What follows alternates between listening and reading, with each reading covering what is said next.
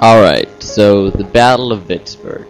Now this whole thing took place in the spring and summertime of 1863. And Vicksburg was like the last bastion of defense on the Mississippi, other than Port Hudson, which was in Louisiana, farther south. Now Vicksburg, in Mississippi, was surrounded by a bunch of roadblocks for the Union Army, and they wanted it dead, especially Grant.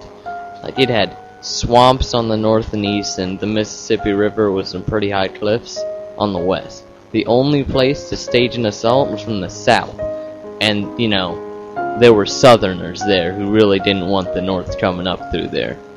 So Grant, he tried to get through by digging canals through swamps and through bends in the Mississippi to bypass the guns of Vicksburg, which were really the only obstacle on the river itself.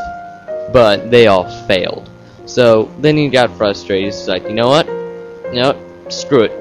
We're doing this. Time's up. Let's do this. And just flat steamed past Vicksburg's guns.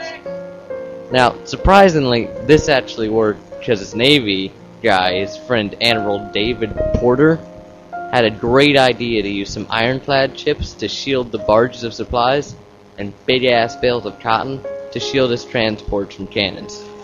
Honestly, it worked out surprisingly well, because only one Union ship was lost, and that was Henry Clay, and all of the guys got off it, so it was like no big deal for them. Now, after he landed south of Vicksburg, after being ferried across from the west side where he was waiting for his bros up in the Navy, he decided to go kick all the Southerners out of the area they could in the Big Black River campaign. Really successful, sent them all running, they all just kind of scattered, and he followed this one general in the Confederacy called Pemberton back to Vicksburg to fight him. At this point, Grant was pretty high on success from the whole gun run and mini campaign, so he pretty much just bum rushed the fort, and that didn't work. So naturally, he thought, I'll do it again, but better. And he did it again, and it failed too, so he was just like, I'm not gonna do that. So, he got tired of that, and he decided to just lay siege to it, because, how they gonna get stuff? He owns the river to the north and the south now that his ships got south of it, and he owns all the land around it with a giant army. So he just surrounds it, and he's getting kind of worried that some other Confederate generals can come in and attack him from the back and rescue Vicksburg. So he jacked his army up to about 70,000 men, and even put a bunch of his guys watching his back so that he couldn't get attacked from the rear. And this was pretty much the end of the road for Vicksburg. Now, through the next couple weeks, he was getting ready to rush Vicksburg with full force and dug a bunch of tunnels right under Vicksburg's lines.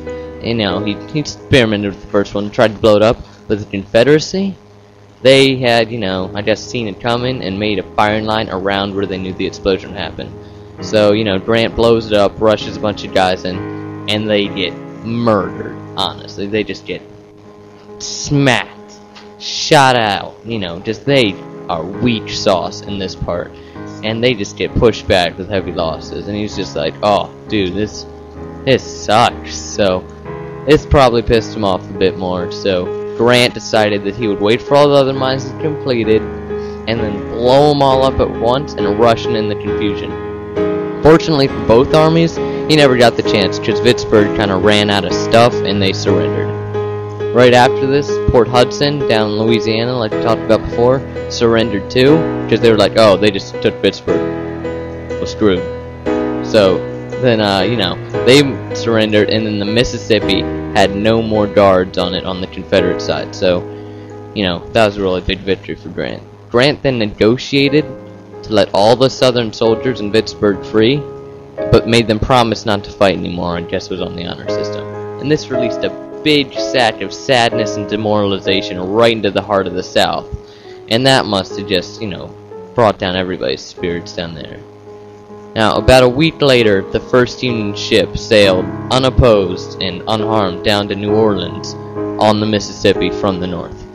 And, this is big because now they had a huge supply chain that they just had to throw stuff on wood and it would just float down there and supply their guys.